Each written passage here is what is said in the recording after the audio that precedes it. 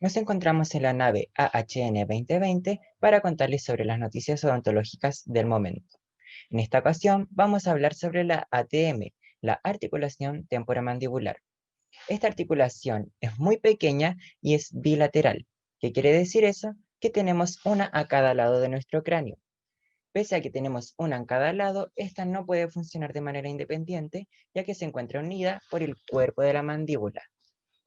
Para profundizar sobre este tema, los dejamos con el siguiente despacho preparado por los estudiantes de odontología de la Universidad Finisterre. La articulación temporomandibular se clasifica como una articulación ginglimotroidea, ya que en sus 20 primeros milímetros de movimiento esta produce rotación y luego el cóndilo mandibular se desliza sobre el tubérculo articular del hueso temporal, clasificándola así como una articulación plana. También es sinovial, ya que sus componentes óseos están separados mediante una cápsula articular que presenta líquido sinovial dentro. Y según el grado de movilidad, se clasifica como diartrosis, ya que es una articulación que posee mayor amplitud de movimiento. Para comenzar, debemos comprender que son dos los huesos que conforman esta articulación, los cuales corresponden al hueso temporal y la mandíbula con sus respectivos hitos anatómicos.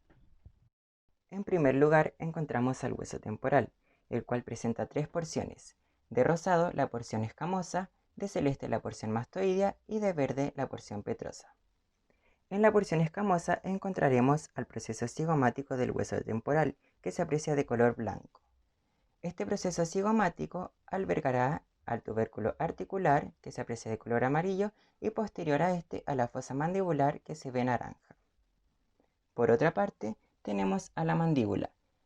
La mandíbula presenta en la rama mandibular al cóndilo mandibular, el cual interactúa con la fosa mandibular y el tubérculo articular para conformar la parte ósea de la articulación temporomandibular. Entre los componentes blandos vamos a tener el disco articular, que va a ser una estructura fibrosa encargada de los movimientos masticatorios. Este va a tener la función de reducir la fricción y va a hacer que estas dos estructuras óseas sean congruentes. Además, este se va a dividir como en bandas, va a tener una anterior, una media y una posterior, siendo la media la más delgada y la que podría tender a perforarse.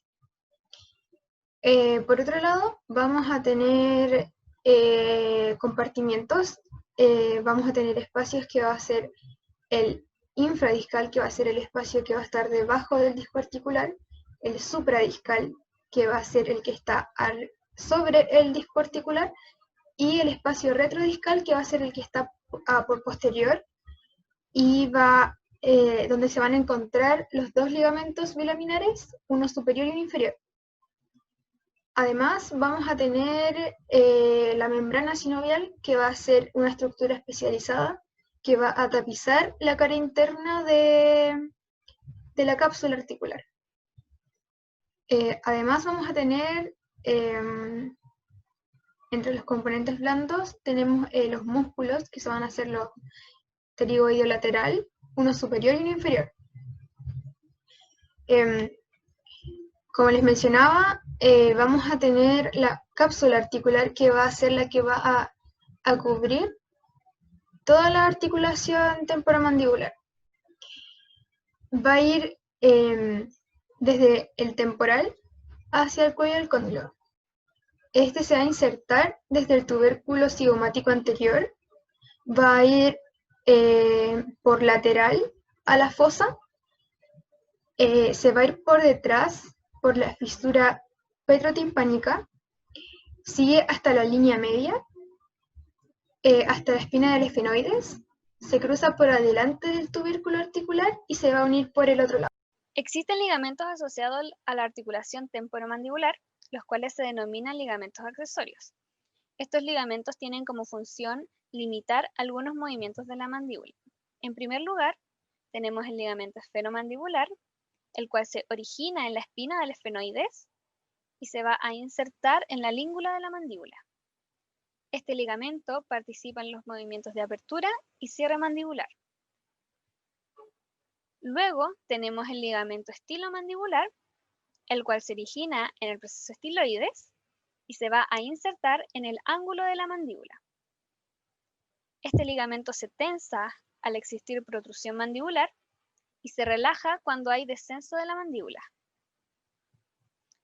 En rosado representamos el ligamento pterigomandibular o rafe buccinatofaringeo, el cual tiene la función de limitar el movimiento de apertura de la mandíbula y se inicia desde el amulus de la cara medial del proceso pterigoides para insertarse en la cresta buccinatriz.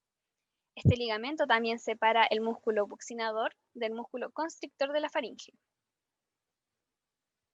Por último, existe un ligamento que no tiene la función de limitar movimientos de la mandíbula y se denomina ligamento temporomandibular. Este es inconstante y sus fibras tienen la función de reforzar la cara lateral de la cápsula articular. Este ligamento se origina en el proceso cigomático y se inserta en el cuello del cóndilo mandibular. Músculos masticatorios o craniomandibulares tienen su origen en el cráneo e inserción en la mandíbula y son los encargados de dar movimiento a la mandíbula. Músculo temporal tiene su origen en la línea temporal inferior que se encuentra en la fosa temporal y se inserta en el proceso corinoides y en la cresta temporal. Sus fibras van hacia el tendón del temporal. Posee tres porciones, una porción anterior donde sus fibras van hacia arriba y cuando se contraen permiten la elevación de la mandíbula, otra porción media donde sus fibras son oblicuas y cuando se contraen permiten la elevación de la mandíbula y una porción posterior que tiene fibras horizontales y permiten la retrusión mandibular. Músculo macetero tiene su origen en el borde inferior del arco cigomático y se inserta en la cara externa del ángulo y de la rama mandibular. Su función es la elevación de la mandíbula provocando el cierre potente de esta. Posee dos porciones, una porción superficial que tiene dirección oblicua y que ocupa toda la rama de ángulo mandibular y una porción profunda que se encuentra por delante del cóndilo mandibular. Músculo pterigoideo lateral. Se encuentra en la fosa infratemporal. Posee dos fascículos o también llamados as. El as superior tiene su origen en el ala mayor del hueso esfenoides, en la cresta infratemporal y en el tubérculo esfenoidal. Se inserta en la cápsula y disco articular. El as inferior tiene su origen en la lámina lateral de los procesos pterigoides y se inserta en la fosita pterigoidea que se encuentra en la cara anteromedial del cuello del cóndilo mandibular. La principal función de este músculo es permitir el movimiento de lateralidad contralateral de la mandíbula, cuando los músculos actúan por separado y permitir el movimiento de protrusión cuando ambos músculos actúan en conjunto. Músculo pterigoideo medial. También se encuentra en la fosa infratemporal, tiene su origen en la fosa pterigoidea y se inserta en la cara interna del ángulo mandibular. Su función principal es la elevación de la mandíbula. Irrigación e inervación. La irrigación de la articulación temporomandibular proviene de las arterias maxilar y la arteria temporal superficial principalmente. La inervación está dada por el nervio aurículo temporal que proviene del nervio mandibular NB3, que es la tercera rama del nervio trigémino. ¿Conoces la relación céntrica?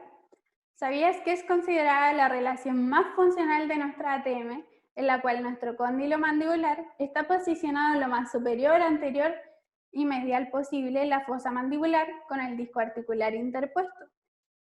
Esta relación céntrica solo la posee aproximadamente el 10% de la población mundial, por ende el otro 90% tendrá patologías o trastornos asociadas a su ATM.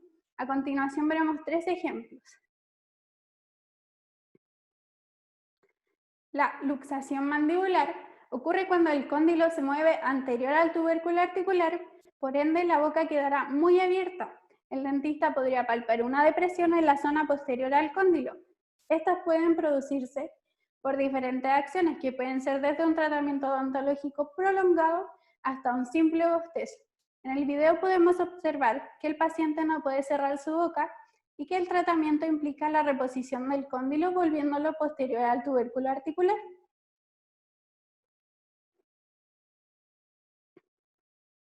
La artritis reumatoide generalmente afecta a ambas ATM, se puede observar en radiografías de estados avanzados de la enfermedad una disminución del espacio articular con cambios óseos.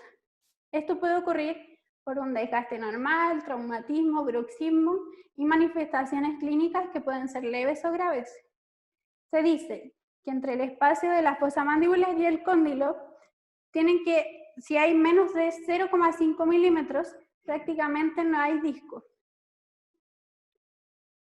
La anquilosis es una obliteración del espacio de la ATM con características morfológicas óseas normales que ocurre generalmente por traumas o infecciones. Se puede clasificar como verdadera, intracapsular o falsa. Proceso extracapsular normalmente relacionado con el proceso coronoides, un arco cigomático anormalmente grande. El tratamiento es variado. Podría ser una artoplasia o una condilectomía.